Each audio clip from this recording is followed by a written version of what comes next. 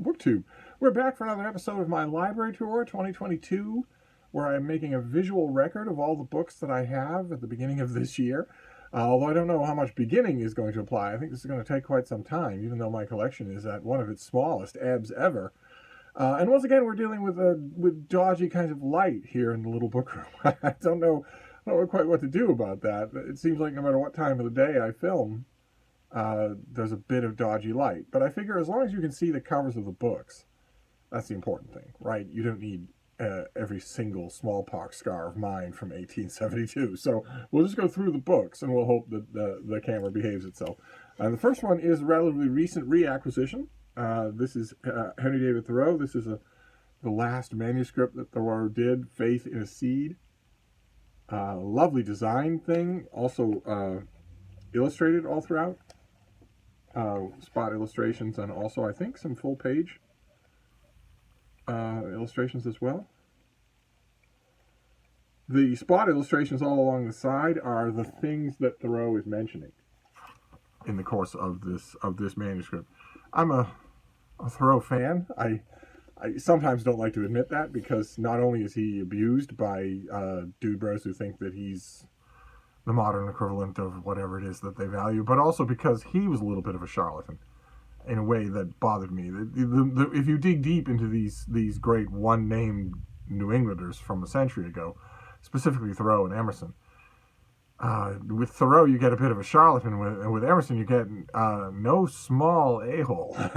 And you just have to separate the people from the work. I do love the way Thoreau writes.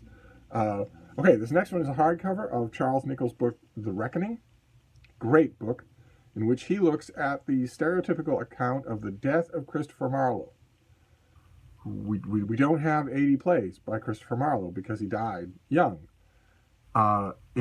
What is typically in a thumbnail description called a bar room brawl in Bedford.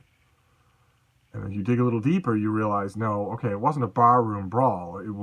He was met at a rooming house in Bedford with a group with 3 other men, and they talked all day. They had their meals brought in, they had alcohol brought in, they talked all day, and it was only at the end of the day that violence broke out, and Marlowe was stabbed through the eye into his brain, died almost instantly. And what Charles Nichols does is take that story and dig even deeper, a lot deeper, into why this happened. Who were those men in that room? What's going on here? And why were they all pardoned? And it's fascinating. Just fascinating from beginning to end. He does just enough foregrounding so that you will not feel lost if you don't know any of the subject matter. And he just x-rays the sources for the 3 men involved, Ingram, Poles, and Scares. He x-rays the sources for what we know about them and what would have brought them all together in that room with Christopher Marlowe and why it ended the way it did. Just an utterly thrilling act of historical reconstruction. Just thrilling.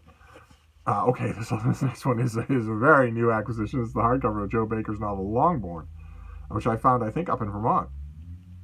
The story of Pride and Prejudice told from the point of view of the servants, which struck me as a social consciousness gimmick and when I heard about it, but then when I read it, it's thrilling. Just amazingly good. Amazingly good.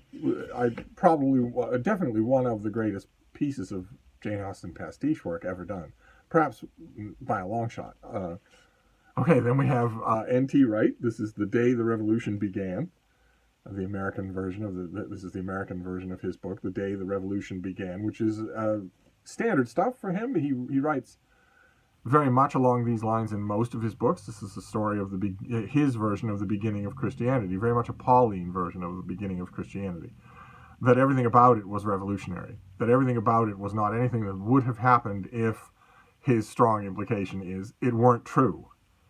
I don't agree with much that's in here. I don't especially agree with his interrogation of Paul. This is an author who has written several thousand pages about Paul's writings, and I don't agree with virtually any one of those pages. But then again, this is meant to be more of an exhortation than an investigation. So if you take it that way, then it's really good, really rousing stuff. Okay, then another fairly new book. This is Catherine Raven. This is Fox and I, An Uncommon Friendship. We are inadvertently seeing here that new books do come into this book room. It isn't static. It changes much more slowly than the rest of my book collection, but it does still change. This is the story of a woman who moves to the wilds of Montana to get away from humanity and befriends a wild fox. Comes to her house every day at the same time. They get to know each other. Beautifully, beautifully written. This is one of the best works of natural history that I've read in a long time. I reviewed it. I ranked it very highly on my year-end list. I absolutely love it. I can't imagine that you wouldn't love this book, especially those of you who have met a wild fox. I, of course, have met wild foxes. I've met them many times. Unlike the author, I have face smooched with them.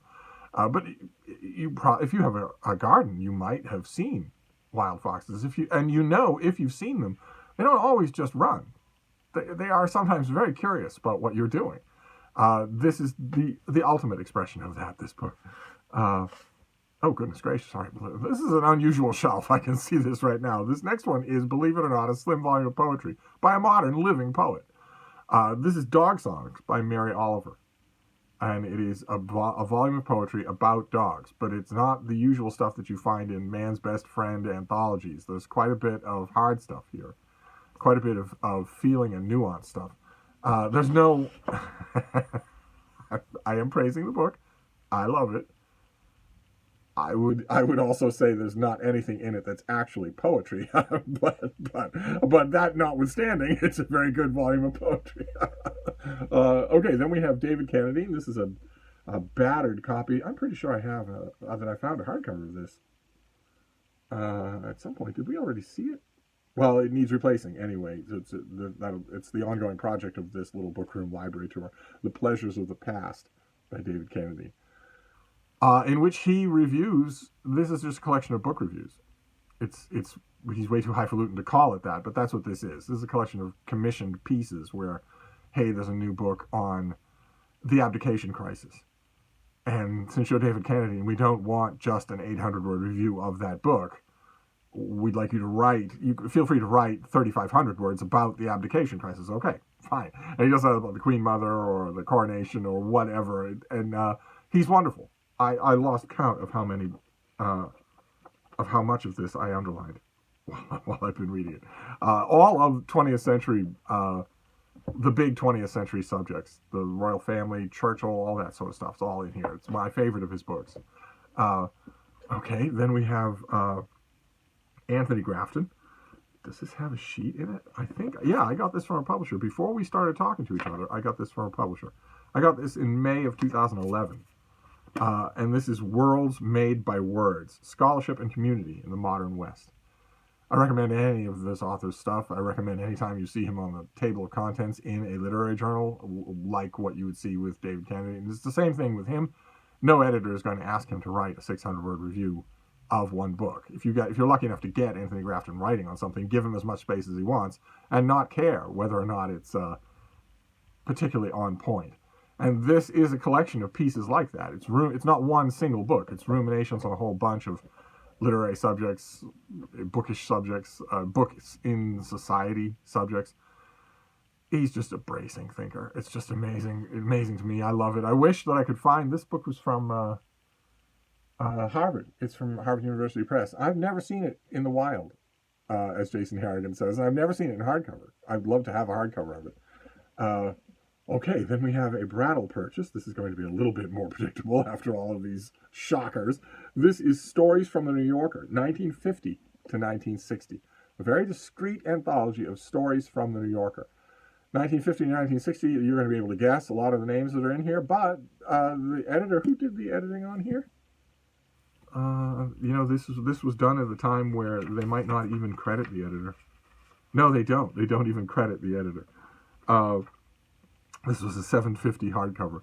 And let's see, we have Roger Angell, Saul Bellow, Elizabeth Bishop, Maeve Brennan, Howard Broadkey, John Cheever, Roald Dahl, Mavis Gallant, Nadine Gordimer, Nancy Hale, Elizabeth Hardwick, Oliver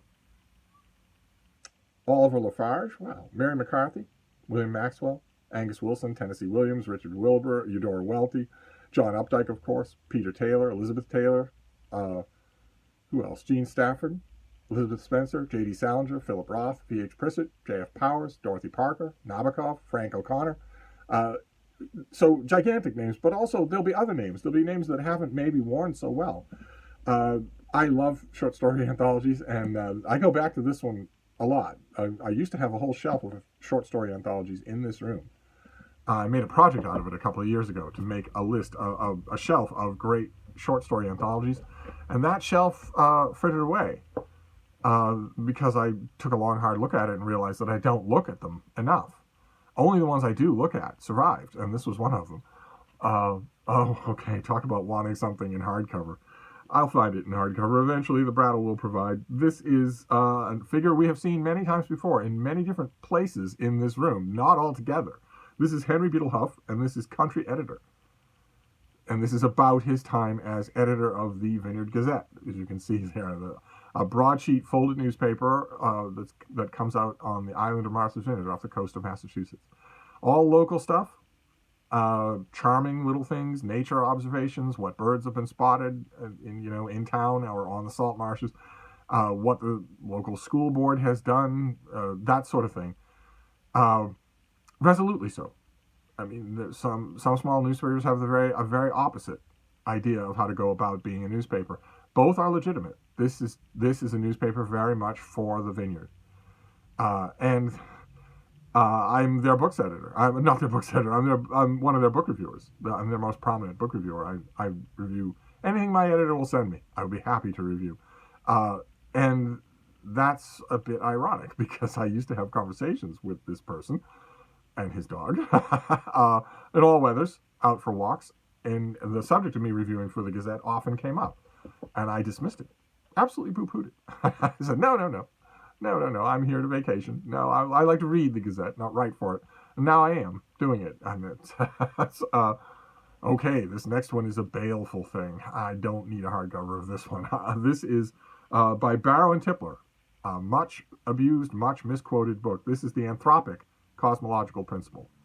Big paperback from Oxford. That engages with the idea that the cosmological constants, the parameters of electromagnetism, strong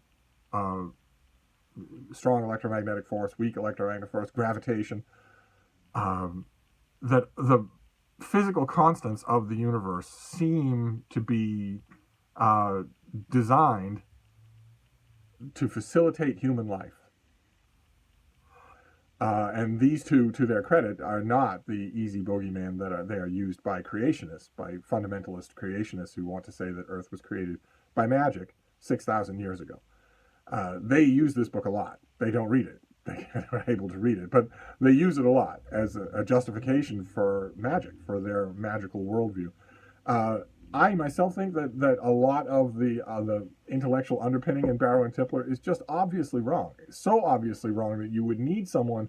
These two are basically philosophers of science, and if you want somebody to spend hundreds of pages worrying like a bone something that is obvious, you're going to need philosophy for that. There's going to need to be philosophy in there somewhere to belabor the obvious.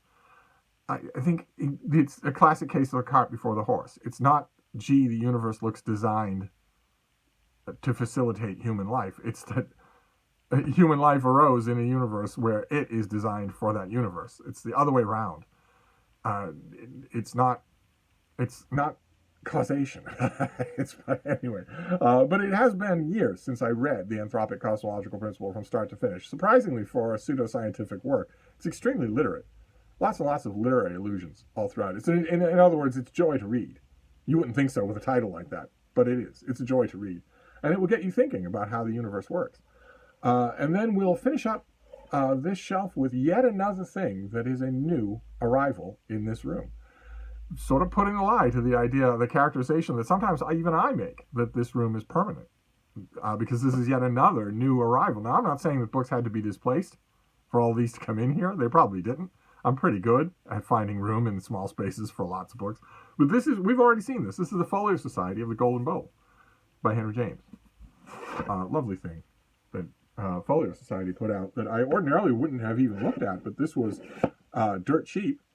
So I grabbed it to reread it, and because it was so pretty. And then I had a lot of, I usually don't get folio or, special edition kinds of anything like this because I'm pretty hard on my books. I throw them around, I bang them into things, I drop them. They are prone to invasion by dogs, although not up here. And a lot of you reassured me, told me, no, folio societies are workhorses. The guilt won't even come off it, no matter how hard you work on it. They really put their books together well. That really reassured me and has now theoretically opened me up to getting more folio societies. If I see a $5 folio society of something that I really, really like, then I won't turn it up. I won't turn my nose up at it anymore. The reason that I did before was never because I didn't think they were beautiful. It was because I didn't think they were durable. If they're durable, well, sure, absolutely. There are plenty of classics that I love that I don't have any edition of. And the Folio Society edition of them would almost certainly be the prettiest thing that I could ever find. If those show up now, they're on the menu. So that is it. That is an extremely backlit shelf on this shelf Thoreau. I'll see what I can do about the light for tomorrow. I have a scheme. I have a plan that might work for tomorrow. It would mean reversing everything, but that's not hard to do. Right, everything in this room is made to be moved and moved again. This is a ship's cabin as much as this is a little book room. So I'll try a little bit of an experiment tomorrow. But this did well enough. You were able to see the covers. So I'll wrap this up for now, and I'll be back. Thank you, BookTube.